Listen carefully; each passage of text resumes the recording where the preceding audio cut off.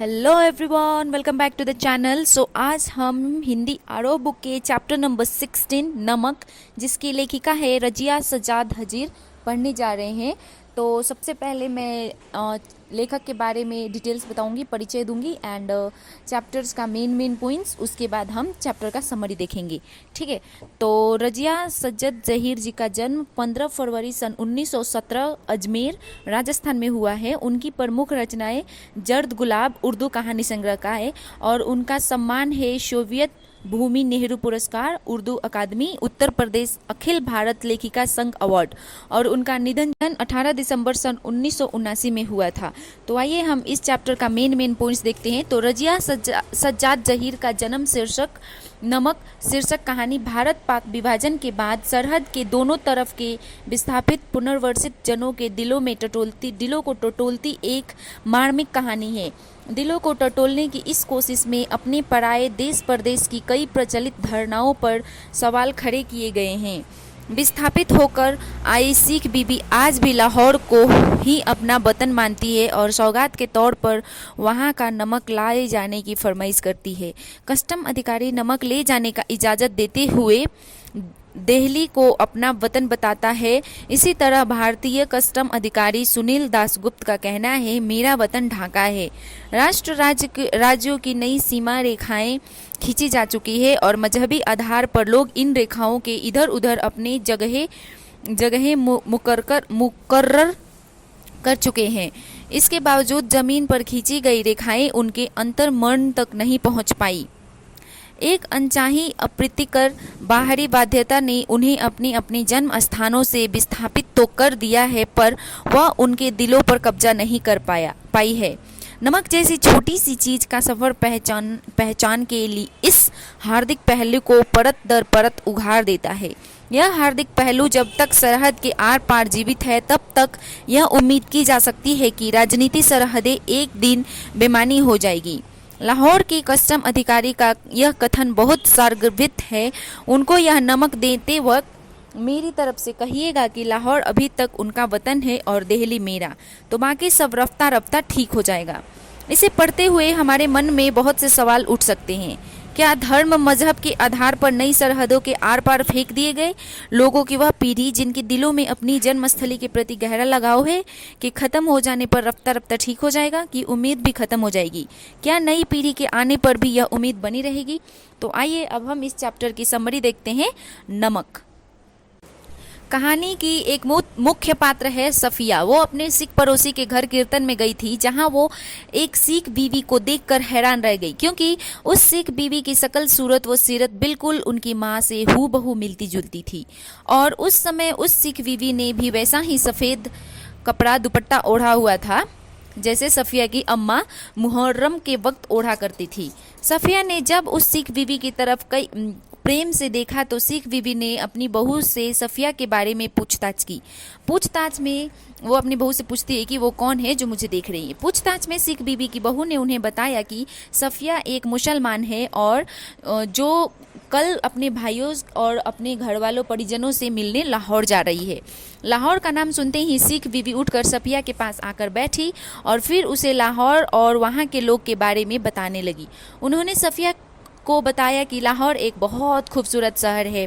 लाहौर जो है अभी पाकिस्तान में है, और वहाँ के लोग जिंदा दिल, उम्दा खाने पीने, अच्छे कपड़े पहनने, वो सैर सपाटे के शौकीन होते हैं। घर में कीर्तन चल रहा था, लेकिन सफिया और सिख बीबी दोनों आपस में धीरे धीरे बात करने मस्त थी। बातों बातों में सफिया ने सिख बीबी से उनके बारे में पूछ लिया। जवाब में सिख बीबी ने सफिया को बताया कि जब हिंदुस्तान बना था तभी वो यहाँ आ गई थी। आज उनके पास अपनी कोठी, मतलब बड़ा घर है, और उनका बिजनेस भी अच्छा खासा चल रहा है, लेकिन फिर भी उन्हें लाहौर की बहुत याद आती है। जब विभाजन हुआ था हिंदुस्तान पाकिस्तान का, तब वो सिख बीबी जो थी वो हिंदुस्तान में आ गई थी और हिंदुस्तान में उनका घर और बिजनेस चलने लगा, लेकिन फिर भी वो उनको लाहौर की बहुत याद आती थी। वो आज भी अपने वतन लाहौर को ही मानती है। लाहौर को याद करते हुए उनकी आंखों में आंसू निकल आते हैं। लगभग 11 बजे तक कीर्तन खत्म होने के बाद जब सफिया अपने हाथ में प्रसाद लेकर अपने घर जाने लगी तो उसने सिख बीबी से पूछा कि अच्छा बताइए, आपको लाहौर से सौगात मतलब उपहार, गिफ्ट के रूप में आपको कुछ मंगाना चाहती हैं? तो सिख बीबी ने बहुत हिचकिचाते हुआ बोला कि वैसे अगर ला सकती है तो लाहौरी नमक लाने का मेरे लिए लाहौरी नमक ला दीजिएगा। अगले दिन सफिया लाहौर चली गई। लाहौर पहुंचकर अपने परिजनों व दोस्तों के बीच सफिया के 15 दिन कैसे गुजर गए उसे पता ही नहीं चला। जब आप बहुत दिनों के बाद अपने घर जाती हैं तो बहुत जल्दी जल्दी टाइम जाता है, राइट। तो उसके सभी परिजन व दोस्त उससे मिलने आए और साथ में उसे ढेर सारे गिफ्ट्स भी देकर गए। जब सफिया के सामने बड़ी समस्या यह थी कि वह परिजनों व दोस्तों द्वारा दिए गए उन सब उपहारों को भारत पहुंचाए, और उसमें भी सबसे बड़ी समस्या यह थी कि सिख बीबी की इच्छा पूरी करने के लिए लाहौरी नमक अपने साथ भारत कैसे ले जाए, राइट। क्योंकि उस वक्त लाहौर से भारत नमक लाना गैर कानूनी था, वो कानून के हिसाब से नहीं ला सकती थी।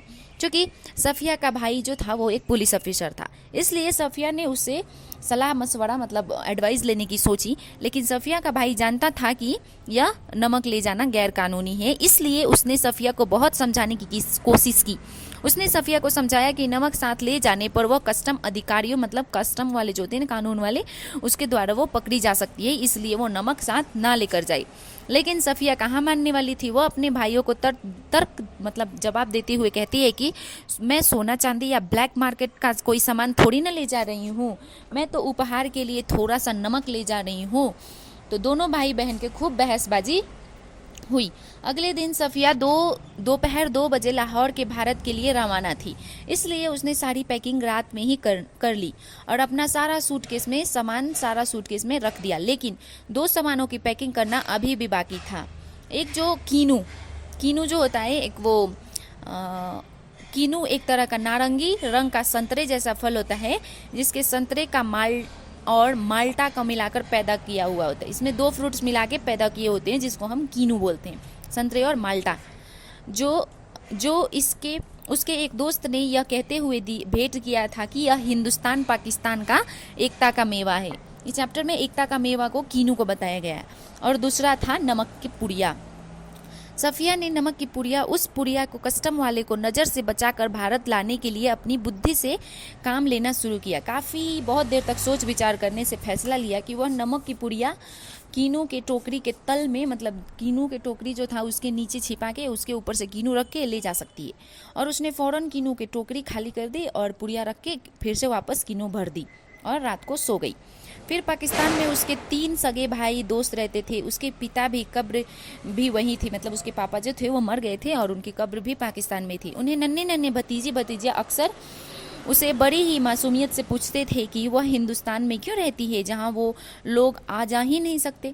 सफिया और उनके परिजनों के बीच एक तो हिंदुस्तान का और पाकिस्तान की सरहद मतलब सीमा रेखा, राइट, बॉर्डर लाइन, और दूसरा बहुत ही नोकदार लोहे की छड़ों का जंगल। बॉर्डर पे वो नोकदार लोहे की छड़ लगती है ना, उसकी बात की जा रही है यहाँ पे, जिससे सामान्य भाषा में कस्टम कहा जाता है। अगले दिन सफिया लाहौर से दिल्ली के लिए घर से निकली। स्टेशन पे सफिया फर्स्ट क्लास के वेटिंग रूम में बैठी थी और उसका भाई वेटिंग रूम में बाहर प्लेटफॉर्म में टहल रहा था। सफिया वेटिंग रूम में बैठे बैठे नमक के बारे में ही सोच रही थी। उसका सामान कस्टम में जांच के लिए जाने लगा। उसने एकाएक फैसला किया कि वह मोहब्बत का तोहफा यानी नमक की चोरी से भारत नहीं लेकर जाएगी। उसने सोचा कि चोरी से क्यों लेके जाऊं, तो वो जल्दी से उठकर नमक की पुड़िया कीनू की कटोरी से निकालकर अपने हैंड पर्स में रख लिया, जिसको उसका पासपोर्ट में पैसे जिसमें मतलब जो हैंड बैग में रखा था नमक की पुड़िया, उसमें उसका पासवर्ड और पैसे थे। और वह सामने खड़े एक ऊंची कद काठी के दुबले पतले खिचड़ी बाल वो आंखों में चश्मा लगाए कस्टम ऑफिसर के पास जाकर उससे बात करने लगी। ठीक है, उसके सामान जांच होने जा रहे थे, तो उस टाइम वो नमक की पुड़िया अपने हैंड पर्स में रख लेती है। बातों बातों में ही कस्टम अधिकारी ने उसे बताया कि उसका वतन तो दिल्ली है, मतलब दिल्ली है, मगर जब पाकिस्तान बना था तब वह पाकिस्तान आ गया, लेकिन आज भी वो अपना वतन दिल्ली यानी हिंदुस्तान को ही मानता है।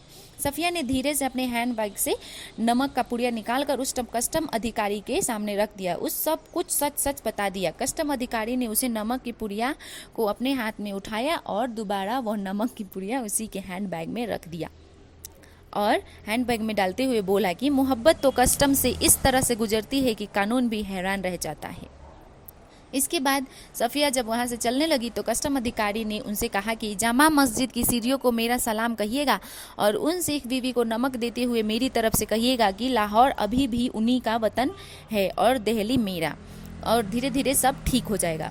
अपनों से विदा लेकर सफ़िया ट्रेन में सवार हो गई। ट्रेन धीरे धीरे पाकिस्तानी सरहद पार कर हिंदुस्तान के सीमा में प्रवेश कर गई। अटारी पर पाकिस्तानी पुलिस उतर गई और हिंदुस्तानी पुलिस सवार हो गई।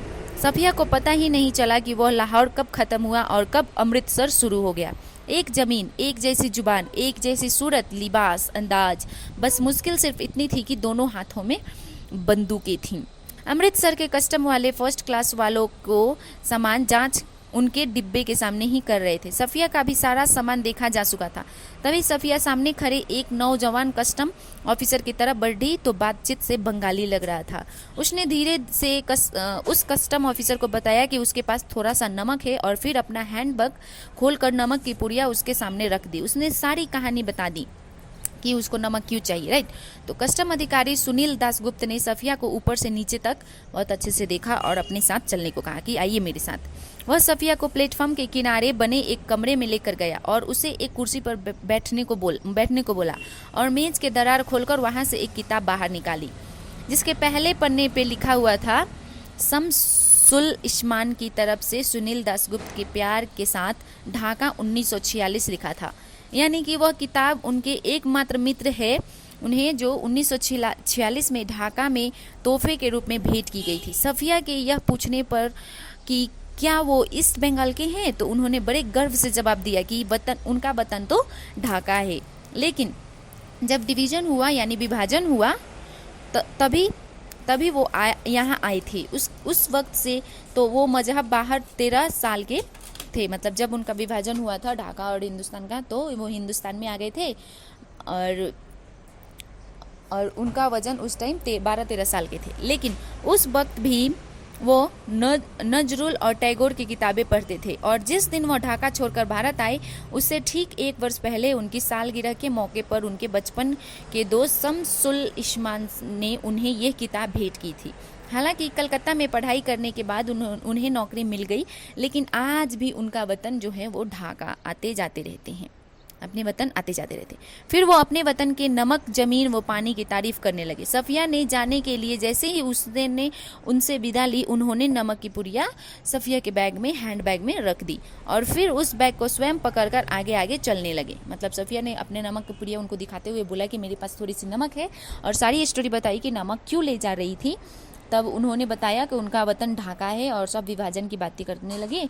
और फिर जब चलने की अनुमति ली जाती है ना, तब सफ़िया विदा लेने के लिए सोची तो वो कस्टम ऑफिसर जो थे वो नमक की पुड़िया उसके हैंड बैग में डालकर उनकी हैंड बैग खुद आगे आगे लेकर चलने लगे, राइट। और फिर और आगे चलने लगी। अमृतसर के पुल पर उन्होंने वो बैग सफ़िया को वापस कर दिया। अमृतसर तक वो खुद अपने हाथ में वो बैग लेकर चलने लगे और अमृतसर के पुल पर वो सफ़िया को वो बैग जो था उसको वापस कर दिया। और पुल पार करते समय सफ़िया यही सोच रही थी कि किसका वतन कहाँ है, कस्टम के इस तरह या उस तरफ। तो यहाँ पे हमारा चैप्टर ख़त्म होता है। उम्मीद करती हूँ आपको ये समरी अच्छे से समझ में आई हो। अगर वीडियो अच्छी लगी तो वीडियो को लाइक करें, चैनल को सब्सक्राइब करें। मिलती हूँ मैं आपसे नेक्स्ट वीडियो में नए चैप्टर्स के साथ। Till then bye bye, see you, take care.